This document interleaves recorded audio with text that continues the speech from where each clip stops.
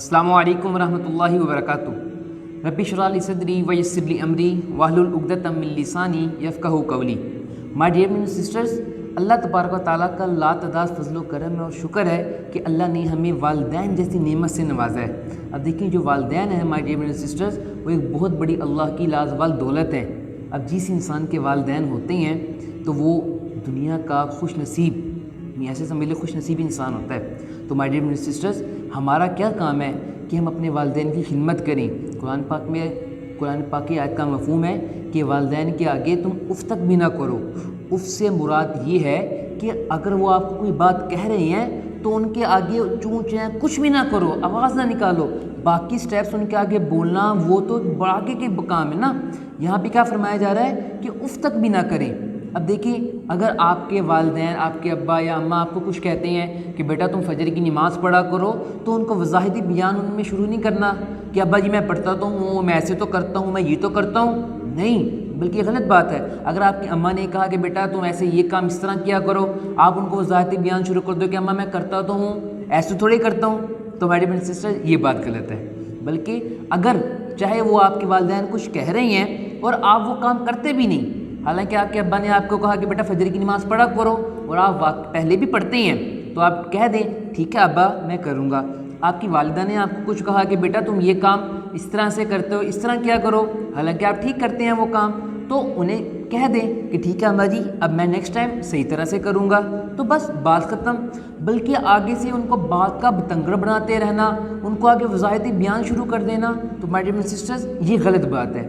والدین ایک بہت بڑی دولت ہیں، نہ انہوں نے کبھی آپ کے سر پہ رہنا ہے، انہوں نے بڑا ہو جانا ہے، آپ کی شادی ہو جانی ہے، آپ نے کل کو علیحدہ ہو جانا ہے، انہوں نے بھی مرا جانا ہے، تو ایسے نہ ہو کہ ان کے دل میں حسرت نہ رہ جائے۔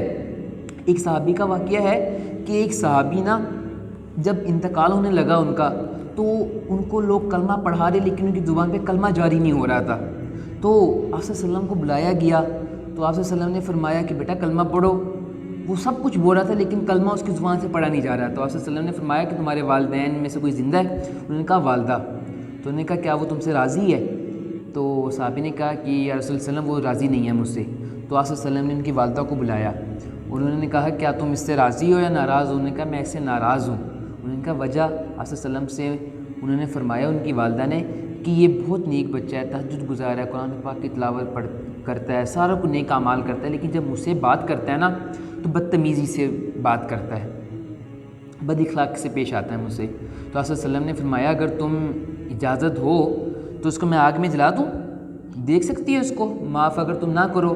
تو نے کہا نہیں ہے تو میرا بیٹا۔ تو آپ صلی اللہ علیہ وسلم نے فرمایا اگر تم اس کو معاف نہیں کرو گی تو یہ جہنم کی آگ میں ڈالا جائے گا جو اس سے بھی بہت بڑی ہے۔ تو جیسے ہی انہوں نے والدہ نے اس کی معاف کیا، آپ صلی اللہ علیہ وسلم نے فرمایا کہ بیٹا اب پڑھو، صحابی سے کہا کہ اب کلمہ پڑھو، تو انہوں نے کلمہ پڑھا، اسی وقت ان کی جان نکل گئی۔ تو مائی ڈیئر سسٹرز جی ہے والدین کا رتبہ اتنا بڑا مقام، جیسے والدہ کے پاؤں کے نیچے اللہ نے جنت رکھی ہے تو والد بھی جنت کا دروازہ ہے۔ آج لوگ ایک کو چھوڑتے ہیں دوسرے کو پکڑ لیتے ہیں، ایک کو پکڑتے ہیں دوسرے کو چھوڑ دیتی ہیں، تو امیجن غلط بات ہے۔ والدین دونوں بہت ہمارے لیے اہم ہیں، بہت بڑے پلرز ہیں دونوں، ہمیں چاہیے کہ ہم ان دونوں کی خدمت کریں۔ ایسے نہ ہو کہ والدہ کو خدمت کریں والد کو پسے پوش ڈال دیا، والد کی خدمت کرنے والدہ کو پسے پوش ڈال دیا، تو مائی ڈیئر سسٹرز یہ بہت ہی غلط بات ہے۔ ایک حدیث کا مفہوم ہے کہ وہ بندہ بد نصیب ہے کہ جس کو والدین اپنے بڑھاپے میں ملیں اور وہ ان کی خدمت کر کے جنت میں نہ جائے۔ تو مائی ڈیئر سسٹرز آج ہمارے لیے گولڈن چانس ہے یہ کہ ہم اپنے والدین آج ہمارے حیات ہیں، ہم ان کی خدمت کریں، ان سے ڈھیروں نیکیاں کمائیں۔ تو مائی ڈیئر سسٹرز اللہ تعالیٰ سے دعا ہے کہ اللہ تعالیٰ ہم سب کو اس پر عمل کرنے کی توفیق عطا فرمائے، تمام نیک کام کرنے والا بنائے اور تمام برے کام سے بچنے کی توفیق عطا فرمائے۔ وما علینا الا البلاغ المبین۔ السلام علیکم ورحمۃ اللہ وبرکاتہ۔